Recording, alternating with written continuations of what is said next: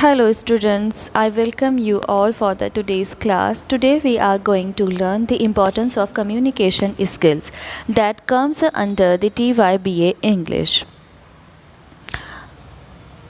For that, first we have to know what is communication. The communication, that word is derived from the Latin language communis, which means to share. And no doubt in communication we share our thoughts, opinions, feelings to someone. So today we are going to deal with some content, that is what is communication, meaning of communication, goals of communication, and that process which involves in the communication process, and verbal and non-verbal communication. So first we have to know what is the real meaning of communication. Through this process we convey a thought or feeling to someone else, which I earlier said. How you say what you say plays an important role in communication, because that words plays a very important role, and sometimes you don't use the words, you use your body language. So those body language and those spoken words are playing a very important role in communication. What are the most common ways we communicate? Which are the ways to communicate? So these are the some four ways through which we communicate usually. First one is spoken words. Right now I am using the words to speak something. Written words. If you are reading a book, a novel, a poetry, whatever written on the page, those are the written words. So through the spoken words or written words, we communicate. And visual images. In your book, if there are some pictures, those pictures are speaking pictures. They are saying something to you. So those pictures are also communicate to the readers or viewers. Now the next one is body language. Body language is nothing but the non-verbal communication, which is so strongly communicate to everyone. If you know that someone is standing on the stage and he or she may be doing some hand gestures and movements, and he is trying to say you something, so most of the people can easily get, if he is nodding his head in agreement, then you are going to understand easily that the man is saying yes. Okay, so the next one is the goal of communication. So in communication there must be some goal behind the communication. So what are those goals? The first one is to change behavior.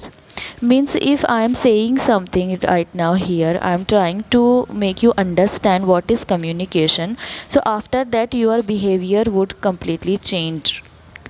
Means change in the behavior is the first and foremost aim of education. After getting education, your behavior got changed, and that change comes from the communication. Just try to understand. If you know that there are two boys, one is going to school and one haven't gone to school, so you can easily identify the change behavior of a person or of a child, that who is getting education, his behavior, his action and movements are quite decent, right? So change in the behavior comes from the communication. Now the next one is to get action. Means after getting those education, whatever we are doing, this is showing our action to ensure understanding.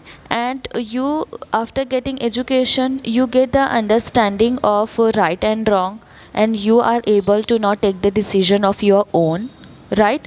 And to persuade. To persuade means you can easily make your point clear to someone. Persuade करना means किसी को अपने बातों पर आमादा करना. And the next one is to get and give information. Right now I am giving you information about the communication, and this is the best mean to convey anything, right? So these are the goals of communications. Now the next one is the process of communication. So that process of communication has some steps, and right now I'm saying I'm following all these steps. And if you are listening to me, then the last step is already followed. So the first one is comes to the red one, that is sender. Sender, I am sending you the message, so I am the sender. Then I am, thinking the sentences when I am speaking. Before speaking a sentence, first I have to think about that. Then I construct the sentences in my mind, and then I encode those lines. मैं उसको sentence को एक structure दूंगी, उसको syntax में उसको construct करके उसको pronounce करूँगी. So that process is called as a encoding. Sender means that speaker, means मैं स्पीकर हूँ. देन इनकोडिंग मीन्स फर्स्ट मैंने कोई सेंटेंस सोचा that if I want to have a glass of water, then I would ask you give me a glass of water. So when I pronounce, then I am encoding the messages. So that message I encode and I try to convey to you. And channel means I'm using the channel means I'm using the voice as a channel. एक medium को use करूँगी, and that is called as a channel. And the receiver, if you are listening to me means you are the receiver. And decoding, if you got understand that what I am trying to say, if I am a thirsty and I am asking for a glass of water, and if you are able to understand the sentence and take a action for that sentence, if you came with a glass of water with me, so that process is complete. मैंने जो बोला आपने उसको पूरी तरह से समझ लिया और उस पर अमल किया. That process is complete right now. So this is the process of communication which comes in those steps, and that process is start from our mind. First we think, then when we pronounce, and then the receiver understands and take the action on that process. So these are the process of the communication. Now comes the types of communication. People communicate with each other in a number of ways. Like we already have, understand that what are the ways that spoken words, written words, body language, and photos and images are spoken images. So these are the ways of communication, and here we, the types of communication. The mainly two types are there. First one is verbal communication, and the second one is non-verbal communication. So the communication, the process of communication is divided into basically two types. So the first one is based on the style and purpose, and the second one is communication channel. So here the communication channel, verbal and non-verbal, we are going to deal with these types only. The first one is verbal communication. It refers to the form of communication in which message is transmitted verbally. Means here in verbal communication we are going to use the words while we are speaking. Communication is done by word of mouth and a piece of writing. Here means in the verbal communication, here we use a verbal communication or the written communication. Both comes under the verbal communication. Here the oral and written both communication are included. Now the oral communication. In oral communication, spoken words are used, no doubt, and it includes face-to-face conversation, speech, telephonic conversation, video, radio, television, and voice over internet. Right now we are dealing with that oral communication, right? The communication is influenced by pitch, volume, speech, and clarity of speaking. Here in the communication, the tone of your voice, pitch of your voice, speed, and clarity of your speaking is matter. Now the written communication. In written communication, written sign or symbols are used to communicate. Here you can see that how we, if you are reading a book, then that is a written communication.